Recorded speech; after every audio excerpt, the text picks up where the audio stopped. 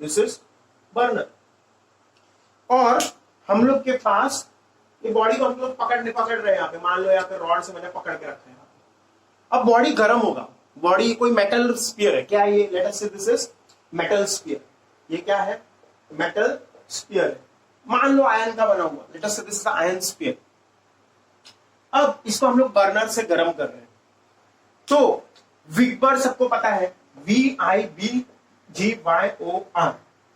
सबसे पहले जब बॉडी गर्म होगा तो सबसे पहले बहुत गर्म होने के बाद कौन सा कलर आएगा, सबसे पहले रेड कलर आता है। सबसे पहले कौन सा कलर आता है, रेड। फिर रेड से धीरे धीरे वो ऑरेंज होते जाता है, फिर धीरे धीरे और गर्म करेंगे येलो होगा, फिर और गर्म करेंगे ग्रीन और ब्लू होगा, ऐसा होता है। तो अगर तुम मान लो गैस का फ्लेम देखो, तुम्हारे घर पे जो कुकिंग गैस है, कुकिंग गैस का फ्लेम रहता है ब्लूइश कलर का फ्लेम रहता है, तो ऐसा तुम्हें लगेगा ब्लू कलर है, मतलब मैंने हाथ लगाया तो कुछ नहीं होगा। ब्लू कलर सबसे ज्यादा गर्म होता है, blue colour is the most hot. Red colour हम लोग सोचते हैं ज्यादा गर्म है, बट रेड कलर उतना गर्म नहीं है। ब्लू कलर सबसे गर्म होता है, रेड कलर उतना गर्म नहीं होता है। सबसे पहले हीट करेंगे तो बॉडी में कम टेम्परेचर होगा, तो इसलिए लाल कलर आएगा, फिर बहुत हीट करेंगे तो बहुत ज्यादा टेम्परेचर आ जाएगा और वो ब्लूइश और वायलेट कलर का हो जाएगा। तो ऐसा हमारे पास कलर्स आता है। तो मैंने बॉडी को गर्म करना चालू किया, तो सबसे पहले मान लो कौन सा कलर आया, रेड कलर। तो उस टाइम पे अगर मैंने ग्राफ बनाया किसका, इंटेंसिटी वर्सेस वेवलेंथ। देखो अब ग्राफ कैसे बनता है, ये इसमें से क्या होगा, रेडिएशन एमिट होगा। क्या होगा, रेडिएशन एमिट होगा। रेडिएशन को हम लोग स्पेक्ट्रोमीटर में से पास करेंगे। रेडिएशन को कहां पास करेंगे, स्पेक्ट्रोमीटर। तो this radiation is pass through spectrometer and we get the corresponding wavelength on the screen. Wavelength हम लोग को कहां पे मिलेगा, स्क्रीन। और उस वेवलेंथ का हमें इंटेंसिटी भी पता चलेगा, स्क्रीन पे देख के हम लोग को उस वेवलेंथ का इंटेंसिटी भी पता चलेगा, कौन ज्यादा इंटेंस है कौन कम इंटेंस है। जब हम लोग उसका इंटेंसिटी वर्सेस वेवलेंथ का प्लॉट करेंगे तो we will get this kind of curve. तो ऐसा कर्व मिलेगा हम लोग को। ये कब मिलेगा, जब बॉडी का कलर क्या है, मान लो लाल कलर का बॉडी है, अभी बॉडी बहुत गर्म नहीं हुआ है, लाल कलर हुआ है, तो let me make it in red colour. तो उस टाइम पे जो हाईएस्ट इंटेंसिटी है, हाईएस्ट इंटेंसिटी, उसका वेवलेंथ मैंने प्लॉट किया। वेवलेंथ कितना होगा, lambda M, lambda M. And this is when the body is red colour, lambda M R अगर दिखाई दे रहा है तो this is lambda M R. Lambda M मतलब maximum wavelength corresponding to red colour, ऐसा इसका मतलब है। Maximum wavelength corresponding to red colour, ऐसा ग्राफ बनेगा। चाहिए तो थोड़ा सा नीचे बना देते हैं हमें, थोड़ा सा, suppose we make it slightly better like this, ऐसा। तो ये हम लोग का ग्राफ हो गया, ऐसा ऐसा ग्राफ थोड़ा सा दिखाई दे रहा है। तो this is the maximum intensity for red colour. फिर बॉडी को हम लोग ने गर्म किया, बहुत गर्म किया। अब वो बॉडी का कलर चेंज होके कैसा हो गया, ब्लू कलर हो गया, ब्लू कलर। पहले तो वो अलग अलग कलर होगा जैसे मैंने बताया तुम्हें, फिर रेड के बाद ऑरेंज होगा, ऑरेंज के बाद येलो होगा, येलो के बाद लास्ट में हम लोग मान लेंगे क्या कलर का हो जाएगा, ब्लू कलर, बहुत गर्म। तो ब्लू कलर का जब होगा तब मैंने ग्राफ प्लॉट किया, तो ग्राफ ऐसा है, like this will be the graph. So in that case what I can say is ये मैक्सिमम वेवलेंथ है। ब्लू कलर के लिए जो कुछ तो वेवलेंथ होगा, तो ब्लू कलर के लिए वेवलेंथ मैंने क्या लिखा, lambda M blue, lambda M blue. Maximum wavelength corresponding to blue colour, maximum wavelength corresponding to, sorry not maximum wavelength, wavelength corresponding to maximum incident for intensity for blue colour. देखो मैं लिख देता हूं चाहिए तो यहां पे, lambda M R is what, lambda M R is wavelength corresponding to, wavelength corresponding to maximum intensity for red color, for red color of the body, red color body के लिए। जब बॉडी गर्म होते होते लाल कलर का हो गया। और लैम्बडा एम पी क्या है, wavelength corresponding to maximum intensity for blue color, ऐसा।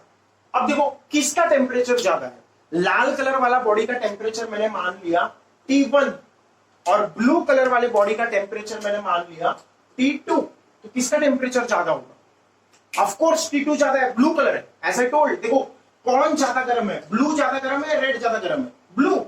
Blue flame is more hotter then red flame. तो इसीलिए क्या ब्लू कलर वाले का वेवलेंथ और टेम्परेचर के बारे में डिस्कस करें तो temperature of blue colour is greater, temperature of red colour is lesser. Temperature of red colour कम है और वेवलेंथ किसका ज्यादा है? देखो वेवलेंथ रेड कलर ज्यादा है, लैम्बडा एम आर ज्यादा है, लैम्बडा एम बी कम है। देखो दिख रहा है यहाँ पे लैम्बडा एम बी का वैल्यू ज्यादा है, लैम्बडा एम आर का वैल्यू ज्यादा है, लैम्बडा एम आर का वैल्यू ज्यादा है। रेड कलर की वेवलेंथ ज्यादा है, टेम्परेचर कम है, यही हमें चाहिए था। वेवलेंथ ज्यादा है, टेम्परेचर कम है, वेवलेंथ कम है, टेम्परेचर ज्यादा है। That means maximum wavelength is inversely proportional to temperature. बराबर है कि जब वेवलेंथ ज्यादा है तो टेम्परेचर कम है, जब वेवलेंथ कम है तो टेम्परेचर ज्यादा है। That means wavelength is inversely proportional to temperature. And if we add a constant here, तो प्रोपोर्शनलिटी साइन हटाया, एक कांस्टेंट रखा। इस कांस्टेंट को मैंने क्या नाम दिया? Wien's constant. वीन ने डिस्कवर किया था ना ये, इसलिए वीन्स डिस्प्लेसमेंट लॉ में दिस इज वीन्स कांस्टेंट। तो lambda M into T is equal to B, ये इक्वेशन बन जाएगा। और इसका वैल्यू अगर हम लोग निकालेंगे दिस इज 0.288 सेंटीमीटर केल्विन। तो ऐसा वैल्यू आता है which I have written here 0.288 centimetre kelvin. तो this is Wien's displacement law. और ये वीन साइंटिस्ट ने निकाला, इसलिए इसका नाम क्या है? वीन्स डिस्प्लेसमेंट लॉ। डिस्प्लेसमेंट क्यों नाम दिया? क्योंकि देखो जैसे जैसे हम लोग बॉडी को गर्म करते हैं, पीक वेवलेंथ मतलब wavelength corresponding to maximum intensity. Peak wavelength मतलब wavelength corresponding to maximum intensity for that colour, वो शिफ्ट होता है लेफ्ट साइड में, डिस्प्लेस होता है लेफ्ट साइड में। जैसे जैसे बॉडी गर्म होते जाएगा the peak wavelength shifts towards the left side, displaces towards the left side. Hence this is known as Wien's displacement law. देखो वेवलेंथ पहले जब रेड कलर के लिए वेवलेंथ यहां था पीक वेवलेंथ, तो ब्लू कलर के वेवलेंथ डिस्प्लेस हो गया लेफ्ट में, hence this is Wien's displacement law. So I think you understood this Wien's displacement law. So let us move on to our next law, Stefan-Boltzmann law. कौन सा law है? Stefan-Boltzmann law. जैसे अभी देखो foreign में ये सब नाम होते हैं, स्टेफन हो गया, बोल्ट्जमैन हो गया, कर्कॉफ हो गया। तो इंडिया में इसको बहुत लोग स्टीफन्स भी बोलते हैं। Stephen is incorrect, Stephen is incorrect. Having lived in London, मेरे रूम पार्टनर का नाम ही था, his name was Stefan, तो उसको स्टीफन नहीं बोलते, that is Stefan, pronunciation is Stefan। तो Stefan Boltzmann law, that is the name। अगर कोई स्टीफन बोलता है तो that is wrong, but it is Stefan Boltzmann law, that is let us start with this law। Stefan Boltzmann law क्या बोलता है? तो again we take this body, एक बॉडी लिया हम लोग ने और उसको फिर से हम लोग ने मेटल स्फीयर को गर्म करना चालू किया by the use of burner use करके इसको हम लोग ने गर्म करना चालू किया। तो जैसे जैसे हम लोग गर्म करेंगे तो क्या आजू बाजू में भी हीट रेडिएट होगा? क्या आजू बाजू में भी सब गरम गरम लगेगा हम लोग को? यस। मान लो जैसे एग्जांपल के लिए ठंडी के दिन में अगर आग के बाजू में तुम बैठे हो, ठंडी के दिन में अगर आग के बाजू में तुम बैठे हो तो तुम्हें भी क्या लगेगा? तुम्हें भी गर्मी महसूस होगा। तो ऐसा क्यों होगा? Because heat is radiated out of this hot object. ये हॉट ऑब्जेक्ट से हीट रेडिएट होगा, तो due to this radiation you will feel hot in nearby areas. गर्म ऑब्जेक्ट के आजू बाजू तुम्हें गर्म लगेगा। जैसे एक बल्ब है, बल्ब गर्म है तो उसके आजू बाजू भी हीट रेडिएट होगा and the nearby surroundings will become hotter. तो जितना हीट रेडिएट होगा dq by dt, rate of radiation of heat, rate of radiation of heat dq by dt, तो ये जो है that is proportional to area, that is proportional to surface area. जितना बड़ा surface area रहेगा body का उतना हीट ज्यादा रेडिएट होगा। इसीलिए अगर तुम किसी दिन फॉरेन कंट्री में जाओ तो फॉरेन कंट्री में वहां पे जो हीटर रहता है वो ऐसा प्लेन हीटर रहता है, दीवार पे ऐसा प्लेन हीटर रहेगा, ऐसा प्लेन शेप में। तो हीटर्स देयर इज प्लेन, ऐसा बड़ा बड़ा प्लेन हीटर्स रहेगा, बहुत बड़ा दीवार का हिस्सा वो कवर करेंगे। तो ऐसा बड़ा बड़ा प्लेन हीटर्स वहां पे हम लोग रखेंगे। क्यों प्लेन हीटर्स रखेंगे? क्योंकि प्लेन सरफेस का एरिया कैसा होता है?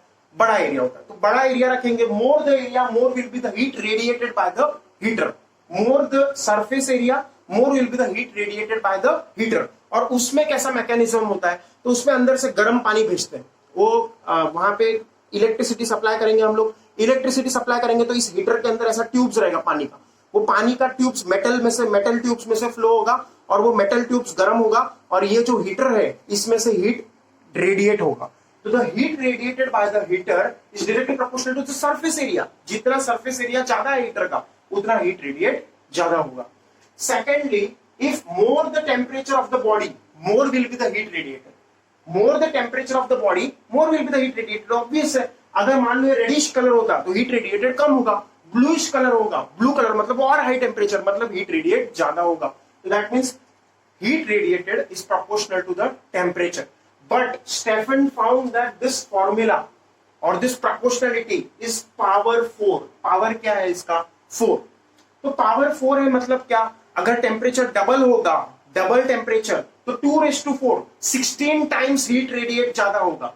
जो एक टेम्परेचर 10 डिग्री सेल्सियस या केल्विन में कोई टेम्परेचर ले लो, जो भी केल्विन का टेम्परेचर है, केल्विन स्केल का, उसको अगर तुम डबल करो तो double the temperature the heat radiated will be 16 times more.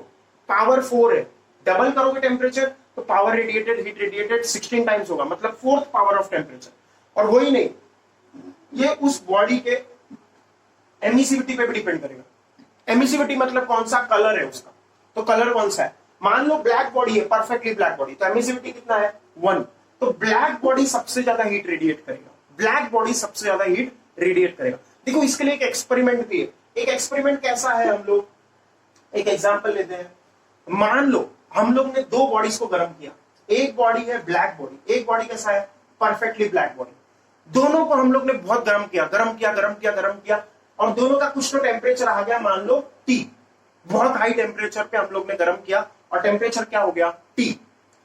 अब सबसे ज्यादा रेडिएट कौन करेगा, सबसे ज्यादा एनर्जी एमिट कौन करेगा, एनर्जी एमिट कौन करेगा, तो इसके लिए हम लोग क्या करेंगे, इसको एक अंधेरे में लेके जाएंगे। हम लोग क्या करेंगे, इन दोनों बॉडीज को अंधेरे में लेके जाएंगे।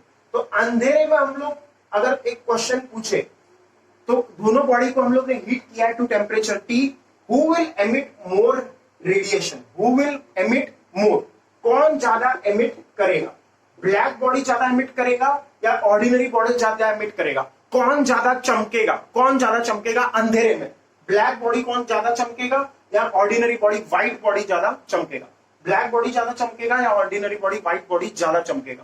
तो आंसर इज ब्लैक बॉडी ज्यादा चमकेगा, black body will radiate more energy because it absorbs more and it radiates more as well. Black body absorb ज्यादा करता है लेकिन वो रेडिएट भी ज्यादा करता है, तो इसीलिए अंधेरे में ब्लैक बॉडी ज्यादा चमकेगा। तो that is about the thing.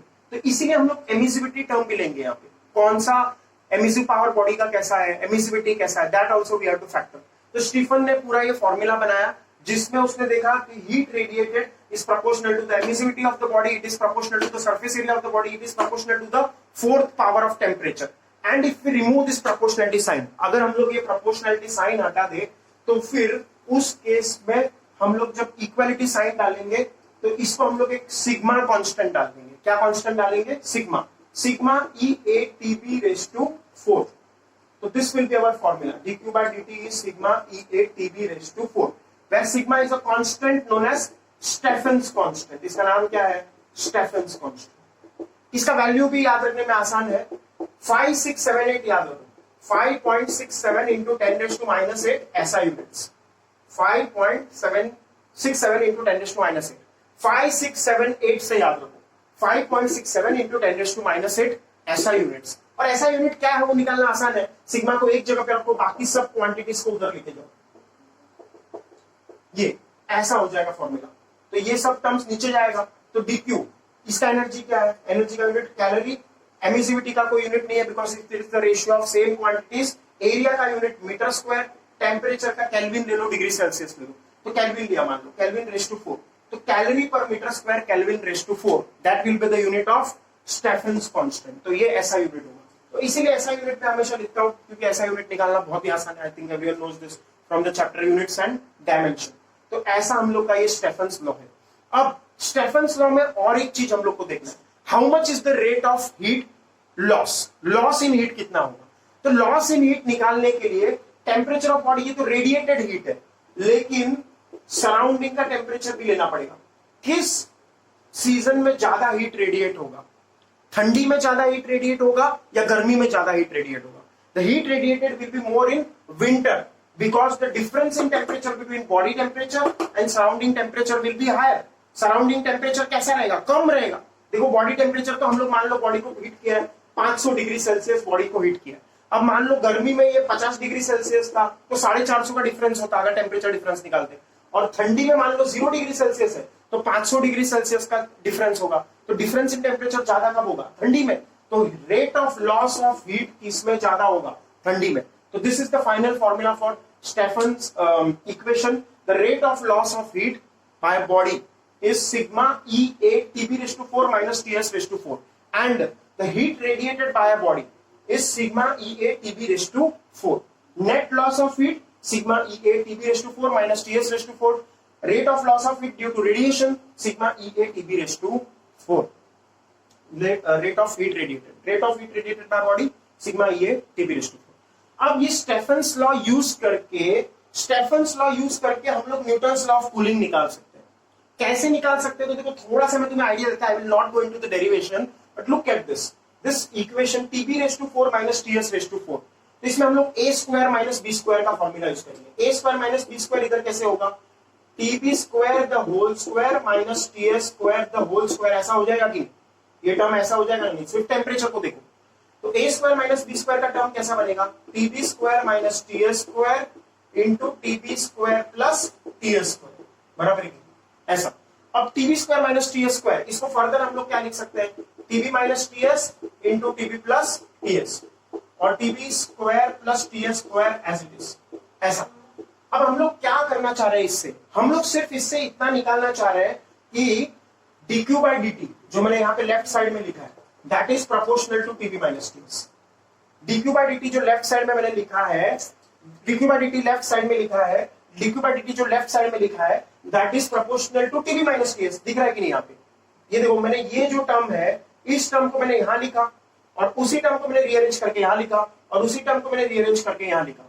तो what we find this dq by dt जो मैंने लेफ्ट साइड में लिखा है that is proportional to difference in body temperature and surrounding temperature, तो TB माइनस TS। अब इस dq को हम लोग क्या लिखेंगे, तो देखो डेल्टा Q का फॉर्मूला क्या है, ms डेल्टा T बराबर की mc डेल्टा T लिखो, ms डेल्टा T लिखो। तो इसको हम लोग लिख सकते हैं mc dTB by dt, mc delta T बोल दो, mc dt बोल दो चाहिए तो mc dt is proportional to TB minus TS बराबर है। और ये mc को हम लोग नीचे लेके आए, mc को हम लोग नीचे लेके आए, तो mc को नीचे लेके आएंगे और इधर एक प्रोपोर्शनलिटी हटा दिया मैंने, एक कांस्टेंट ले लिया लेट अस से k। तो k मास और स्पेसिफिक हीट ये भी तो कांस्टेंट है, तो k constant upon mass constant into specific heat constant, इसको एक नया कांस्टेंट नाम दिया k into TB minus TS।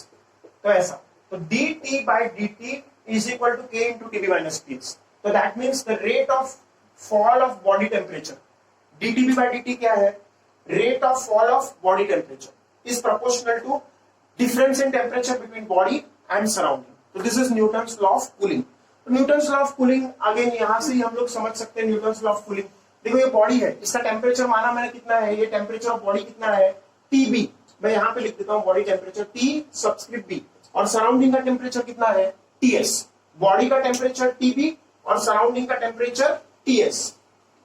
अब देखो मान लो अगर ठंडी में ये बॉडी का टेम्परेचर जल्दी जल्दी कम होगा या गर्मी में ये बॉडी का टेम्परेचर जल्दी जल्दी कम होगा, तो उसके लिए एक एग्जांपल लेते हैं, चाय ले लो, एक क्या ले लिया चाय।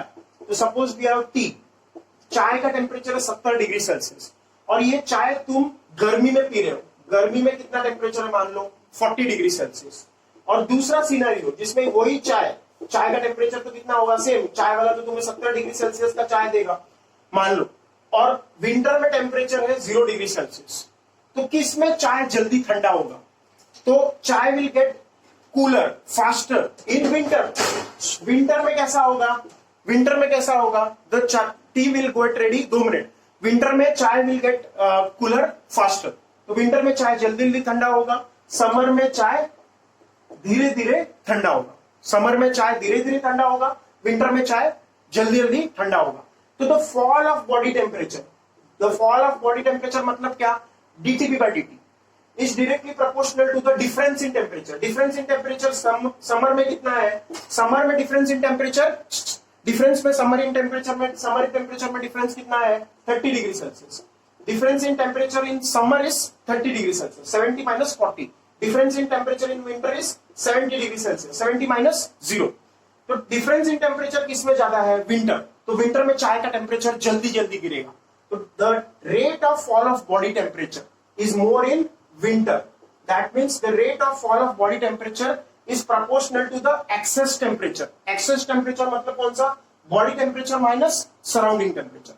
The rate of fall of body temperature is directly proportional to the excess temperature. excess temperature मतलब कौन, body temperature minus surrounding temperature. The rate of fall of body temperature is directly proportional to the excess temperature. यही क्या है, Newton's law of cooling. तो मैं यहाँ पे लिख देता हूँ, rate of fall of body temperature dTB by dt, rate of fall of body temperature is directly proportional to what, excess temperature.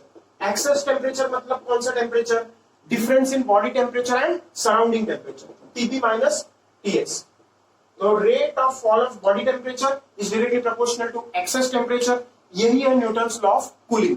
और इसी का अगर ग्राफ बनाए हम लोग, देखो ग्राफ कैसे बनाते हैं हम लोग, temperature of body versus time. मान लो ये चाय का ही एग्जांपल ले लो, चाय पहले 70 डिग्री सेल्सियस पे था स्टार्टिंग में, तो चाय का टेम्परेचर इनिशियली कैसा है 70 degree Celsius which is high, फिर धीरे धीरे टेम्परेचर कम होना चालू होता है कि नहीं, तो temperature decreases with time.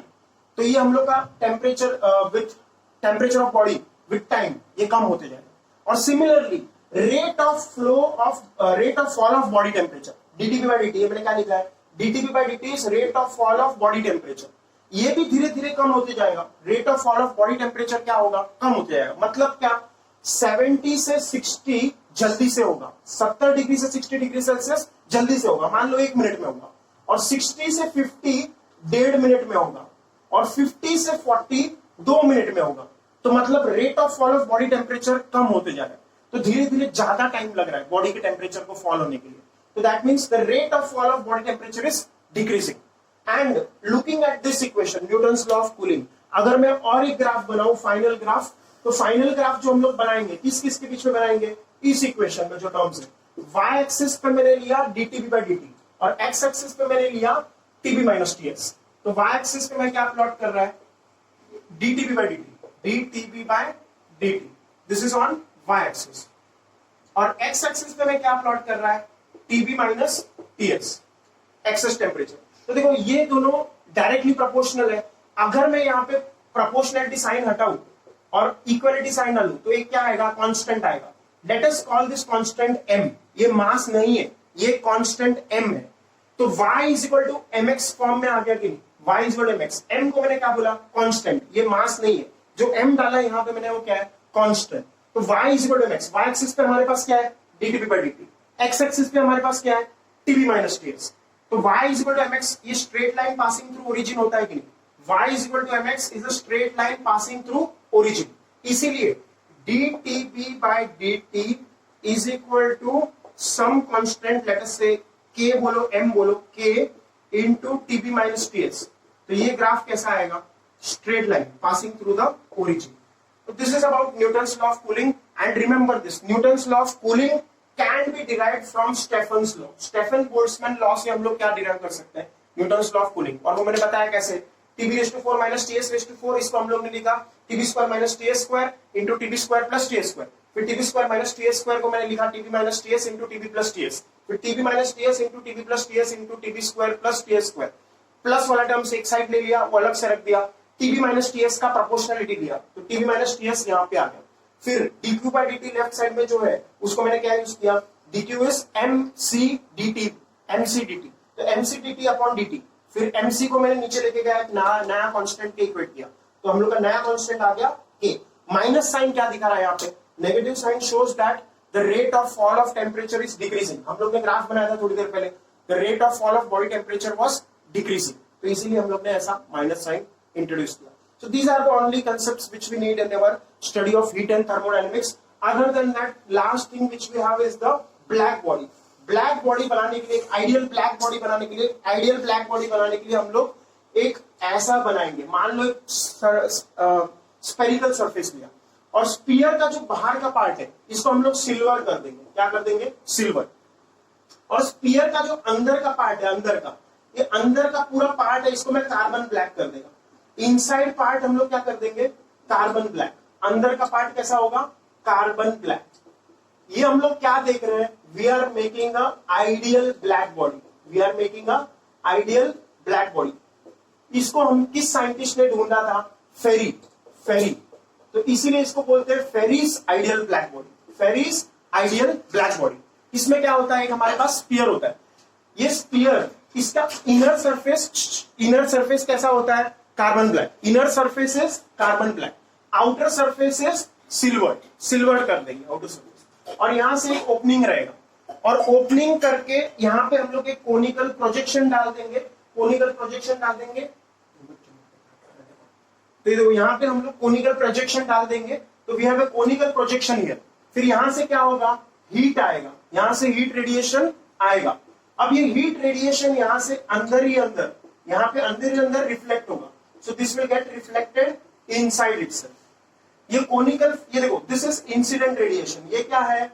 Incident radiation ये कोनिकल प्रोजेक्शन के ऊपर गिरेगा। What is this? This is conical projection पे हीट रेडिएशन इंसिडेंट होगा और अंदर ही अंदर इस बॉडी में रिफ्लेक्ट होते रहेगा। और ये ब्लैक बॉडी है हमारे पास। ये अंदर कैसा है? Carbon black. अंदर भी है कार्बन ब्लैक। तो inside part is carbon black. तो हम लोग ये कोनिकल प्रोजेक्शन लिया, यहाँ पे हीट इंसिडेंट रेडिएशन है। Incident radiation is incident on conical projection, और ये कोनिकल प्रोजेक्शन से हीट अंदर ही रिफ्लेक्ट होगा और कार्बन सरफेस जो है, black surface, that will try to absorb most part of it. तो most of the heat radiation incident on it will be absorb, and hence this body जो हम लोग ने बनाया है, that behaves like a ideal black body. Ideal black body वो body है जो most of the incident radiation को एब्सॉर्ब करे। तो this absorbs 97% to 98% of heat radiation. यहां से इंसिडेंट हीट रेडिएशन आएगा, कोनिकल प्रोजेक्शन पे गिरेगा, और ये कोनिकल प्रोजेक्शन को भी हम लोग ब्लैक कलर बना देते हैं ताकि वो भी एब्सॉर्ब करे। फिर जो रेडिएशन यहां से कुछ part, most of the part will be absorb, some part which is reflected will be inside this black body itself. ये ब्लैक बॉडी के अंदर ही रहेगा। और इस ब्लैक बॉडी को किस साइंटिस्ट ने बनाया? फेरी। इसलिए इसको क्या बोलते हैं? Ferry's ideal black body. It absorbs 95% to 98% of the incident radiation. Up to 95% to 98% radiation ये incident radiation को ये absorb कर लेगा. Hence this behaves like a ideal black body. Otherwise हम लोग जो दूसरे black body लेंगे, मान लो ये black body है, तो ये black body 90% 80% तक ही absorb करेगा. इसका absorption 80% 90% होगा. अगर हम लोग को absorption बढ़ाना है तो we have to take this Ferris ideal black body and this figure or diagram which we have made, this will make sure that 95 to 98% energy is absorbed. Why do we have silver on outside? Outside बाहर का हम लोग ने silver क्यों किया? ताकि यहां से जो एब्जॉर्ब हुआ है वो अगर ये साइड सिल्वर रहेगा, आउटर साइड सिल्वर रहेगा, तो वो रिफ्लेक्ट होकर अंदर ही रहे, बाहर न जाए। ये सिल्वर करने का रीजन क्या है? एक तो बाहर का रेडिएशन रिफ्लेक्ट हो जाए, बाहर का रेडिएशन क्या हो जाए? रिफ्लेक्ट हो जाए, और अंदर से अगर कुछ रेडिएशन बाहर भी आना चाह रहा है तो वो भी सिल्वर कलर से रिफ्लेक्ट होके अंदर के अंदर ही रहेगा। So this is Fery's black body और the ideal black body which we use when we talk about perfectly black.